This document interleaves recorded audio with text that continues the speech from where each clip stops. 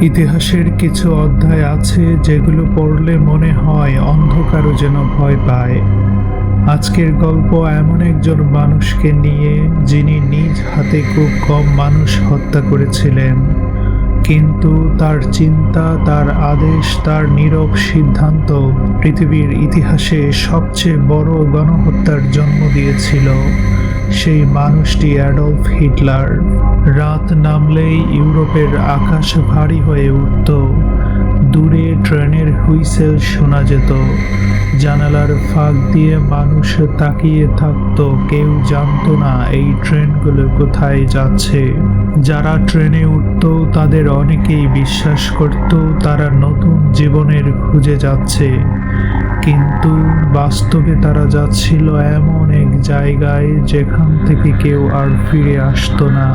হিটলারের হত্যার পদ্ধতি ছিল ঠান্ডা, পরিকল্পিত এবং ভয়ঙ্করভাবে নীরব। সে বন্দুক তুলে গুলি চালাতো না, ছুরি হাতে কাউকে আঘাত করত না। সে মানুষ হত্যা করত নিয়ম বানিয়ে, আইন বানিয়ে, আদর্শের নামে।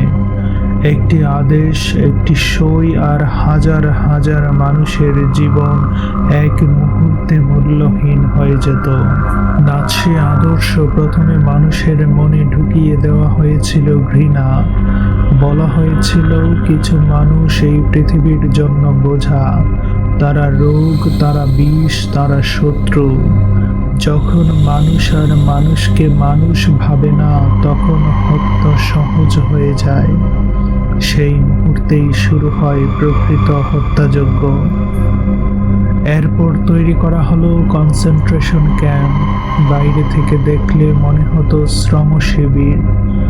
ভেতরে ঢুকলে বোঝা যেত এটা কোনো শিবির নয়, এটা মৃত্যু তৈরির কারখানা।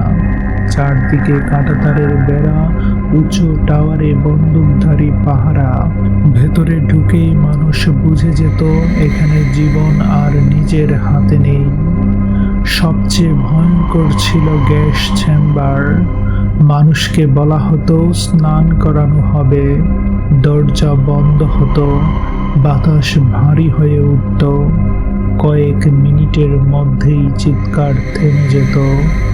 বাইরে দাঁড়িয়ে থাকা সৈন্যরা তখনও হাসত, সিগারেট টানত, কারণ তাদের কাছে ভেতরের মানুষগুলো আর মানুষ ছিল না। শিশুদের আলাদা করা হতো, মায়েদের থেকে চিনিয়ে নেওয়া হতো সন্তান। বৃদ্ধদের বলা হতো তোমরা দুর্বল, তোমাদের বাঁচার দরকার নেই। সব কিছুই করা হতো পরিকল্পনা অনুযায়ী। কে কাজ করবে, কে মরবে, সব ঠিক করা থাকতো আগেই। হিটলার শুধু ক্যাম্পেই মানুষ হত্যা করেনি, সে যুদ্ধের মাধ্যমে শহরের পর শহর ধ্বংস করেছিল। বোমার নিচে চাপা পড়ে মারা গেছে অসংখ্য নিরীহ মানুষ।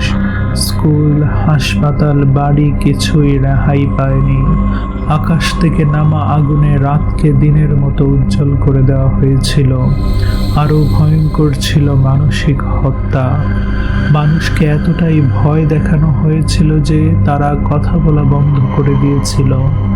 দরজার আড়ালে ফিসফিস করে কথা বলতো, কারণ কে জানে পাশের মানুষটাই হয়তো গুপ্তচর। এই ভয়ই ছিল হিটলারের সবচেয়ে শক্তিশালী অস্ত্র। যারা বিরোধিতা করত, যারা প্রশ্ন তুলত, তারা হঠাৎ করে উধাও হয়ে যেত। সকালে যে মানুষটিকে দেখা গিয়েছিল, সন্ধ্যায় তার কোনো অস্তিত্ব থাকতো না।